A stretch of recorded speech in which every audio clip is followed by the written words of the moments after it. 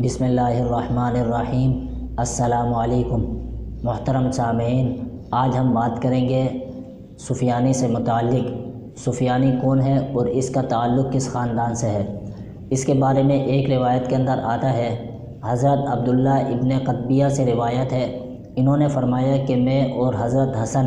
ابن علی حضرت ام سلمہ رضی اللہ تعالی عنہ کے پاس تشریف لے گئے تو حضرت حسن نے فرمایا، اے ام المؤمنین، آپ مجھے دھس جانے والے لشکر کا حال بیان کیجیے۔ تو ام المؤمنین حضرت ام سلمہ رضی اللہ تعالی عنہ نے فرمایا کہ میں نے رسول اللہ صلی اللہ علیہ وسلم کو یہ فرماتے ہوئے سنا کہ سفیانی کا خروج شام میں ہوگا، پھر وہ کوفہ کی جانب روانہ ہوگا تو مدینہ منورہ کی جانب ایک لشکر روانہ کرے گا، چنانچہ وہ لوگ وہاں لڑائی کریں گے جب تک اللہ چاہے، حتیٰ کہ ماں کے پیٹ میں موجود بچے کو بھی قتل کر دیا جائے گا۔ اور اس انتشار کی صورت میں حضرت فاطمہ کی اولاد میں سے یا فرمایا کہ حضرت علی کی اولاد میں سے ایک پناہ لینے والا حرم شریف میں پناہ لے گا، لہٰذا اس کو پکڑنے کے لیے وہ لشکر والے اس کی طرف نکلیں گے۔ تو جب یہ لوگ مقام بعیدہ میں پہنچیں گے تو ان سب کو زمین میں دھسا دیا جائے گا، سوائے ایک شخص کے جو لوگوں کو ڈرائے گا۔ الفتن کی روایت ہے کہ سفیانی کا خروج مغربی شام میں اندر نامی جگہ سے ہوگا، اور یہ اندر نامی جگہ اس وقت اسرائیل کے ضلع الناصرہ کا ایک قصبہ ہے۔ شرح مشکات مظاہر حق جدید میں یہ روایت نقل کی گئی ہے۔ حضرت علی کرم اللہ وجہہ سے روایت ہے کہ سفیانی جو آخری زمانے میں شام کے علاقے پر قابض ہوگا، نسلی طور پر خالد ابن یزید ابن معاویہ ابن ابو سفیان اموی کی پشت سے تعلق رکھتا ہوگا۔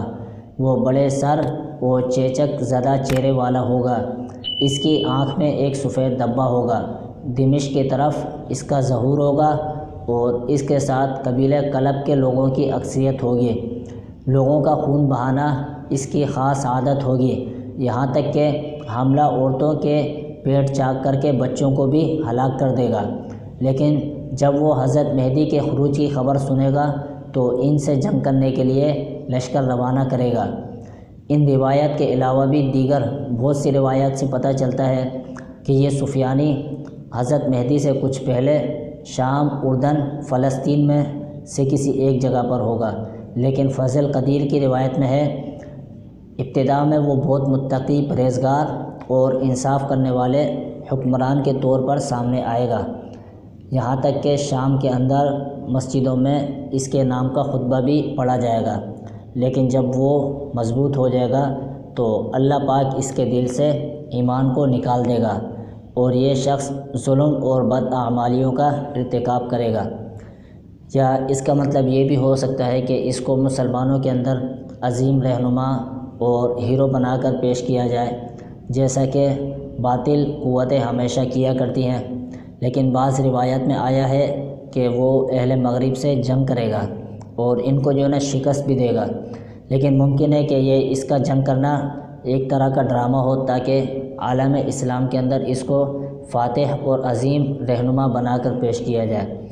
لیکن اس کے بعد جو ہے نا وہ اپنے اصل روپ میں آئے گا اور مسلمانوں کے خلاف دو لشکر روانہ کرے گا،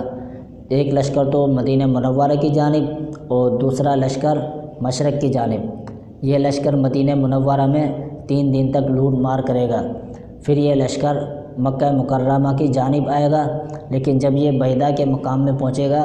تو اللہ تعالی حضرت جبرائیل علیہ السلام کو اس لشکر کو دھسانے کا حکم دیں گے، چنانچہ یہ لشکر زمین میں دھس جائے گا، اور دوسرا لشکر جو ہے یہ بغداد کی طرف جائے گا، اور یہ لشکر بھی وہاں پر لوٹ مار اور قتل عام کرے گا، اور جو بھی شخص اس کی مخالفت کرے گا تو اس کو یا تو قتل کر دیا جائے گا، یہاں تک کہ حاملہ عورتوں کے پیٹ چاک کر کے بچوں کو بھی قتل کر دیا جائے گا۔ یہ آج جو ہے نا ہماری بات تھی سفیانی سے متعلق۔ اگر ہماری یہ ویڈیوز پسند آئے تو ہمارے چینل کو سبسکرائب کریں اور بیل آئیکن پر ضرور کلک کیا کریں تاکہ ہماری نئی آنے والی اچھی ویڈیوز آپ تک بر وقت پہنچتی رہیں۔